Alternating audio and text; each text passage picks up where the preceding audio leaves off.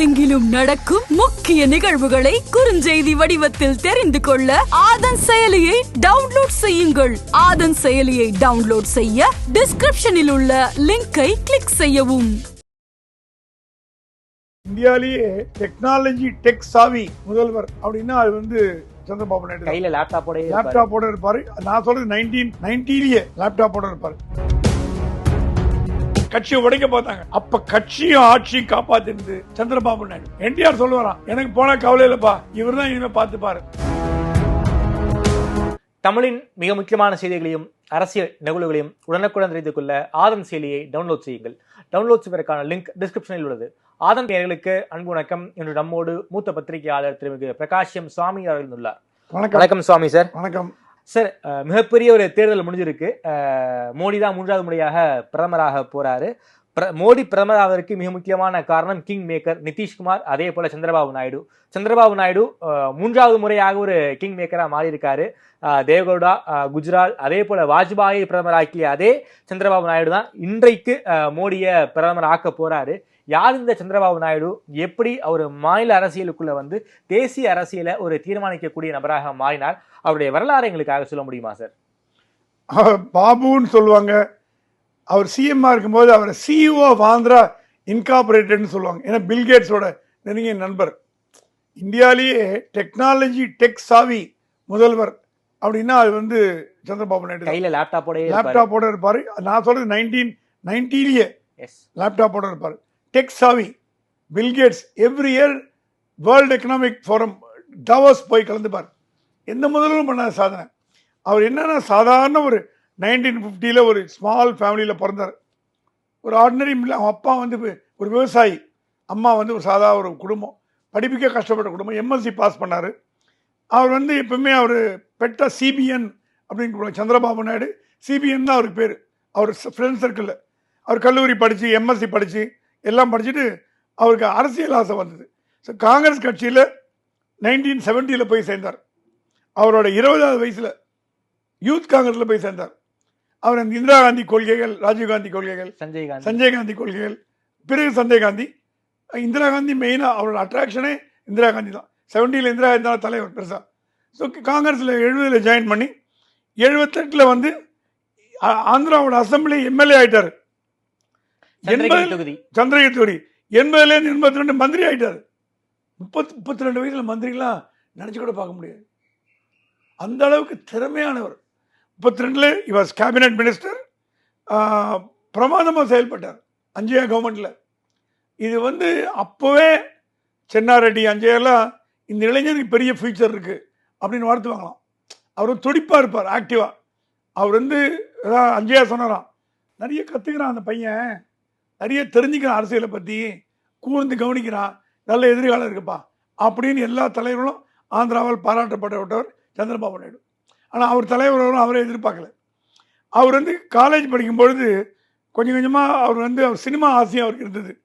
அவர் மந்திரி சபையில் ஜாயின் பண்ணும்போது அவர் கொடுக்கப்பட்ட பொறுப்பு என்னென்னா, சினிமாட்டோகிராஃபி கொடுத்தாங்க. சினிமாட்டோகிராஃபி துறை அவர் கொடுக்கப்பட்டது. அதில் என்டிஆரோட தொடர்பு ஏற்பட்டது. அவருக்கு என்டிஆரோட தொடர்பு ஏற்பட்டு இவருக்கு சினிமா பிடிக்கிறதுனால என்டிஆர் ஒரு ஹீரோவாக நினைச்சார். சரி, ராமாராவ், என்டி ராமாராவ் ஆந்திராவில் கடவுளாக போற்றப்படுகிறவர். கிருஷ்ணாவதாரம், ராமாவதாரம் அப்படிப்பட்டவரோட மனசில் இடம் பிடிச்சிட்டார் சந்திரபாபு நாயுடு. சென்னையில் இருக்கும்போதெல்லாம் சந்திரபாபு நாயுடு என்டிஆரோட பொண்ணை மீட் பண்ண ஆரம்பித்தார். அவங்க 2 பேரும் ரொம்ப ஃப்ரெண்டாக இருந்தாங்க. திடீர்னு என்டிஆர்கிட்ட போய் நான் கல்யாணம் பண்ணிக்கிறேன்ட்டார். என்டிஆர் யோசிச்சாரா, என்னடா திடீர்னு கல்யாணம் பண்ணிக்கிறேன்னு. அப்புறம் எல்லாம் சொன்னாங்க, இல்லை இந்த பையனுக்கு எதிர்கால பிரமாதமாக இருக்கும், உங்களுக்கு அரசியல் வாரிசு ஒன்று தேவை. அப்போ என்டிஆரோட பசங்களாம் யாரும் அரசியலுக்கு வரல. என்டிஆர் கனெக்ட் பண்ணி பார்த்தாரா, இந்த பையன் எம்எல்ஏயா இருக்கான், மந்திரியாக இருக்கான், சரி பொண்ணு கொடு. உடனே ஓகே, என்டிஆரோட மாப்பிள்ளை ஆகிட்டார். பிடிச்சா புளியங்கம்பா பிடிச்ச மாதிரி என்டிஆர் பாண்டே பிடிச்சார். லவ் மேரேஜ் ஓகே பண்ணிட்டார். அதுக்கு அப்புறம் தான் அவர் வாழ்க்கையில் மிகப்பெரிய மாற்றம் வந்தது.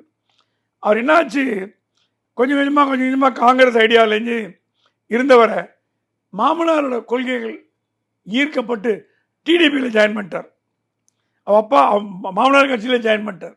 Towards end of 80s confidence என்டிஆரோட ஒரு மிக நெருங்கிய ஒரு நெருக்கத்தில் வந்தார். என்டிஆர் வந்து யாரையும் நம்ப மாட்டார், அவரோட கொள்கை அது. மாப்பிள்ளையும் நம்பலை. ஆனால் 84 மாப்பிள்ளைய வந்து கடவுளாக நினைச்சார் என்டிஆர். அதற்கு காரணம் காங்கிரஸ் என்ன பண்ணாங்க, பாஸ்கர் அவனு ஒரு ஆளை முதலமைச்சராக போட்டு என்டிஆர் தூக்க பார்த்தாங்க. நிதியமைச்சராக இருந்தார், நிதியமைச்சராக இருந்தார். கட்சியை உடைக்க பார்த்தாங்க.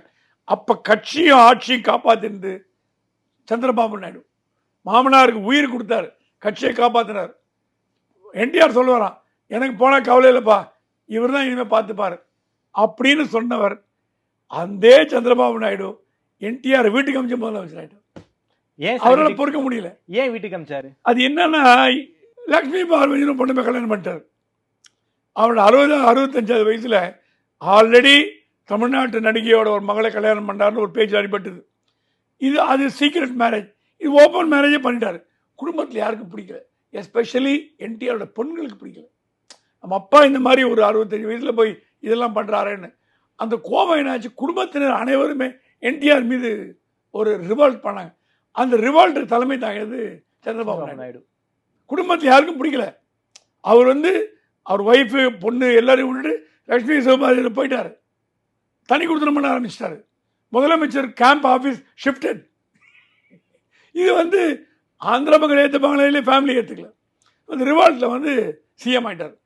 எதிர்பார்க்காத ஒரு திடீர் புரட்சி பண்ணி சிஎம் ஆனவர் தான் சந்திரபாபு நாயுடு. ஓகே, மாமனார் எதிர்த்து புரட்சி பண்ணாரா? மாமனார் எதிர்த்து கூ பண்ணி அப்படியே பதவி பிடிச்சிட்டார், மாமனார் வீட்டுக்கு அமைச்சிட்டார். ஓகே, அது கடைசி வரைக்கும் என்டிஆர் வந்து அதை ஏற்றுக்கல. எனக்கு அப்புறம் கொடுக்குறேன்னு சொன்னானே, நான் இருக்கும்போதே அமைச்சிட்டானே புலம்பிட்டு இருப்பாராம். நெருங்கிய நண்பர்கள்லாம் சொல்லுவாங்க, அவங்க ஆந்திரா பாலிட்டிக்ஸ் கரைச்சி குடிச்சவங்களாம், புலம்பி செத்து போனார் அந்த ஆள் பதவியில் இல்லைன்னு அப்படிம்பார். பட்டு அதுக்கு ஒரு காரணம் வச்சிருந்தார் சந்திரபாபு நாயுடு. ஒழுக்கமாக இருக்கணும் அரசியலில், மூணாங்கலை நாளாங்கலாம் பண்ணிக்கூடாது அப்படிங்கிற ஒரு இதில்.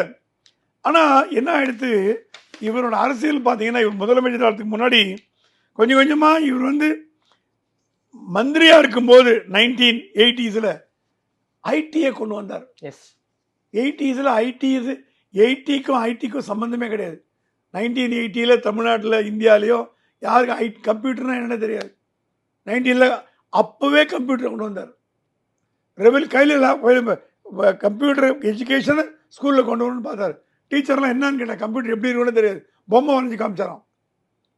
ஸோ டெக்னாலஜி சாவி அட்மினிஸ்ட்ரேட்டர்னா இந்தியாவிலே முதல் சீஃப் மினிஸ்டர் சந்திரபாபு நாயுடு. அது எந்த மாற்றுக்கிறது கிடையாது. மாடர்னைசேஷன் டெக் சிட்டியாக பண்ணி ஹைடெக் சிட்டி சைபராபாத் உலகமாக பில்கேட்ஸ் அப்புறம் மைக்ரோசாஃப்ட் சேர்மன் எல்லாரும் ஓடி வந்துட்டாங்களா அவர் பார்க்குறதுக்கு. பில்கேட்ஸ் அவர் நியூயார்க்கில் மீட் பண்ணும்போது 1999 நான் இருந்தேன் அப்போது நியூயார்க்கில். பில்கேட்ஸ் வந்து பார்க்க வந்தார் சந்திரபாபு நாயுடு. இதை மாடர்னைசேஷன் பண்ணுறதுனால அவரால் பெரிய அளவில் வந்து கொண்டு போக முடிஞ்சது. அப்போயே இந்திய அரசியலில் உற்று நோக்க ஆரம்பிச்சது. யார் இந்த ஹைதராபாத்லேருந்து இவ்வளோ புரட்சி பண்ணுறான், கம்ப்யூட்டருங்கிறான், ஐடிங்கிறான், தேவாஸுங்கிறான், இன்டர்நேஷ்னல் ஃபோரம்ங்கிறான். அப்போயே வெளிநாட்டுக்கு போக ஆரம்பிச்சிட்டார். அமெரிக்கா வருவார், அங்கே பார்ப்பார். என்கிட்ட கேட்டார், மெட்ரோ ட்ரெயினில் போகணும் அப்படின்னா. எதுக்குன்னு கேட்டேன். ஒரு காலத்தில் இந்தியாவுக்கு மெட்ரோ வரும் சார், பஸ்ஸே நான் சொல்கிறது 1990 பஸ்ஸே தமிழ் இந்தியாவில் சரியா இல்லை சார், ட்ரெயினே கிடையாது, நீங்கள் மெட்ரோன்றீங்களா? நோ, ஐ வாண்ட் எ ட்ராவல்னர். நான் ஒரு மெட்ரோவில் கூப்பிட்டு போனேன், ப்ராட்வேலேருந்து ஜாக்சன் ஹைட் வரைக்கும். அவர் என்ஜாய் பண்ணிட்டே வந்தார், கேட்டு வந்தார். அப்புறம் மெட்ரோவோட சீப்பை பார்க்கணுன்னார், நான் கூப்பிட்டு போனோம். அப்போவே அவருக்கு அந்த தீர்க்கதரிசி இருந்தது. இப்போ மெட்ரோ இந்தியாவில் வந்திருக்கு, சென்னையில் ஓடுது. அப்போ மெட்ரோ கொண்டு வரணும் என்கிட்ட சொன்னவர், ஆசைப்பட்டவர் சந்திரபாபு நாயுடு. அந்த ஒரு தொலைநோக்கு பார்வை உள்ள ஒரு முதலமைச்சராக ஒரு அமைச்சராக இருந்தவர் சந்திரபாபு நாயுடு. ஆனால் அதே நேரத்தில் வந்து பேசிக் இன்ஃப்ராஸ்ட்ரக்சரை கொண்டு வரணும்னு 2014-2019 பெரிய பெரிய பிக் டிக்கெட்ஸ் இன்வெஸ்ட்மெண்ட்ஸ் எல்லாம் கியா மோட்டார்ஸ் அப்புறம் வந்து பெரிய பெரிய கம்பெனிஸ் எல்லாம் இந்தியாவுக்கு முதல்ல கொண்டு வந்ததே அவர் தான். அந்த அளவுக்கு ஒரு அது என்னன்னா, அவருடைய அடித்தளம் சாதாரண பேக்ரவுண்ட் தான், அப்பா எஜுகேஷனே கிடையாது. ஆனால் இவருக்கு ஒரு பெரிய ஆர்வம் படிப்பில், கற்றுக்கிறதுல, நாலேஜ் அக்வைரிங்கில் சந்திரபாபு நாயுடு பீட் பண்ண முடியாது. ஃபிங்கர் டிப்பில் வச்சிருப்பார் வேர்ல்டு அஃபேர்லாம். வேர்ல்டு அஃபேர் தெரிஞ்ச ஒரே முதலமைச்சர் சந்திரபாபு நாயுடு. இன்றைக்கு கூட நான் சொல்லுவேன், அவர்கிட்ட பேசும்போதெல்லாம் வேர்ல்டை பற்றியே பேசுவார்.